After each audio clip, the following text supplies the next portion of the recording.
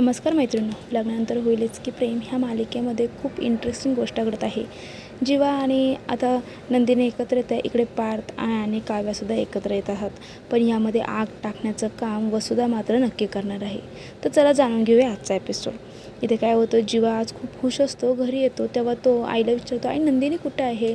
तर तिथे काय झालं आहे? तो म्हणतो, मी आज खूप खुश आहे आणि मला लगेच नंदिनीला भेटायचं आहे. तिथे म्हणते जा रूममध्ये आहे ती. आणि आज जीवाला खुश बघून मालिनीसुद्धा खूप खुश झालेली असते.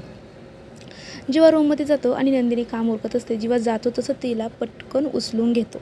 ती म्हणते, जीवा मला खाली सोडा, काय झालं आहे? तो मी अजिबात खाली सोडणार नाही, मी आज खूप खुश आहे. तर ती म्हणते ठीक आहे. आणि मग त्यानंतर जीवा तिला सांगतो की आज ऑफिसमध्ये सर्व काही पॉझिटिव्ह गोष्टी घडल्यात, बाबाही माझ्यावरती खूप खुश आहे. नंदिनीमध्ये मी तुम्हाला म्हणत होते ना, तुम्ही जर पॉझिटिव्ह विचार केला तर सर्व गोष्टी पॉझिटिव्ह घडतील. आणि दोघंही खूप खुश असतात. परत जीवा थोडासा नाराज होतो आणि म्हणतो, पण माझ्याकडून इथून पुढचे कामं व्यवस्थित होतील ना? नंदिनी म्हणते, टेन्शन घेऊ नका, सर्व काही व्यवस्थित होणार आहे. तेवढ्यात काव्या इथं हॉलमध्ये आवराआवर करत असते आणि पार्थ तिला आवाज देतो. तर ती जाते आणि जेव्हा बेडरूमचे दरवाजे उघडते तेव्हा बेडरूममध्ये पूर्णपणे अंधार असतो. ती म्हणते, देशमुख तुम्ही कुठं आहात आणि असे बेडरूममधले लाईट का तुम्ही घालवले आहात? आणि तेवढ्यात तो दरवाजा लावतो आणि बेडरूममधले सर्व दिवे ऑन करतो. तर मस्त अशी बेडरूम सजवलेली असते. सगळीकडे कॅन्डल लावलेलं असतात. तर लगेच काव्यामध्ये, हे काय आहे देशमुख, तुम्ही काय डोक्यावर पडलात का? ही तयारी कसली केली?